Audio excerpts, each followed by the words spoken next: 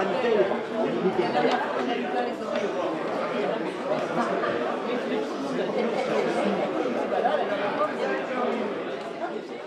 conseil municipal de la Seine-sur-Mer met en garde contre toute décision de nature à compromettre les orientations arrêtées par les représentants élus de la commune,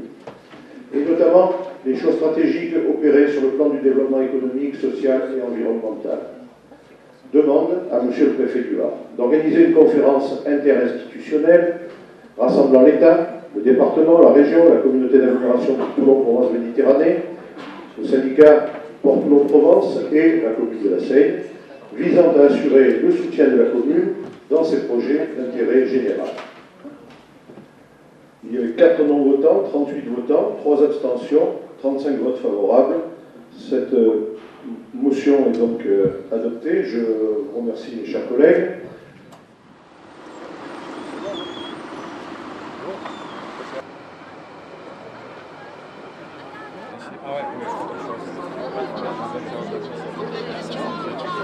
Alors, c'est le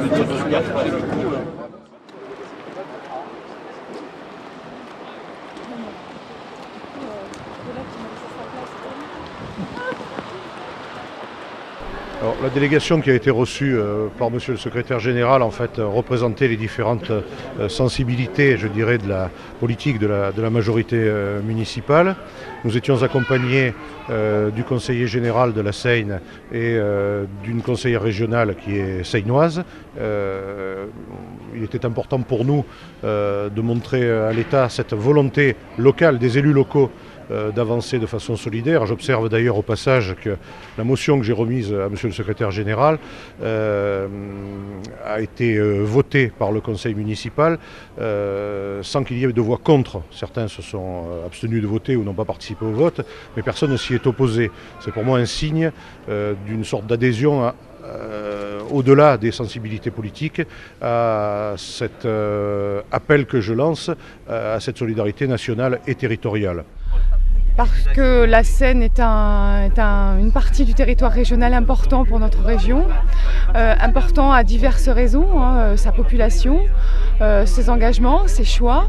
et représente pour nous dans un aménagement du territoire, dans un accompagnement d'un développement économique et dans la vision solidaire que nous avons à travers nos compétences et nos choix politiques vers les associations, bien sûr un engagement permanent. Donc nous avons en effet des choix aussi à faire en matière d'accompagnement de nos territoires et les projets sont nombreux, les attentes sont nombreuses vis-à-vis des citoyens et de tous les acteurs socio-économiques et la région ne peut pas laisser tomber une partie de ce territoire qui représente un enjeu fort pour l'avenir de notre région. J'attends de l'État que d'une part il entende les difficultés des villes pauvres s'agissant notamment des réformes et en particulier des réformes récentes qui vont être mises en œuvre, en particulier la réforme territoriale, mais également la révision générale des politiques publiques et la réforme de la fiscalité qui vont aggraver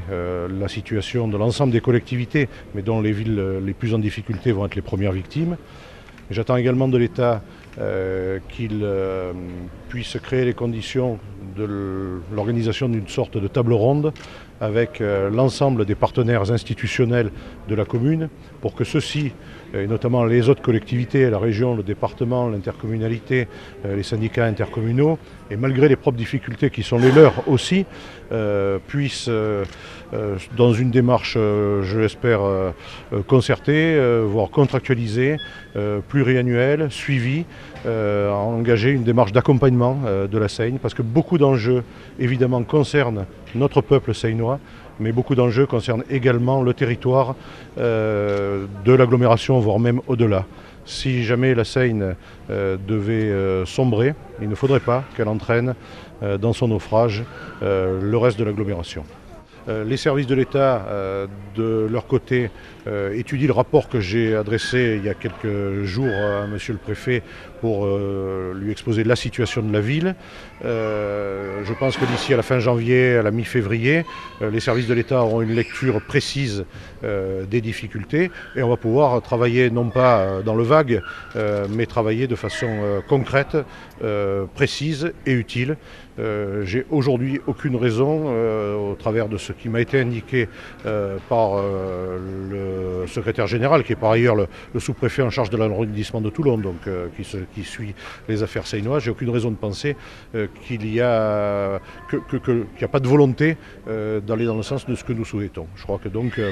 la démarche qu'on a entreprise à ce jour n'a pas été complètement inutile.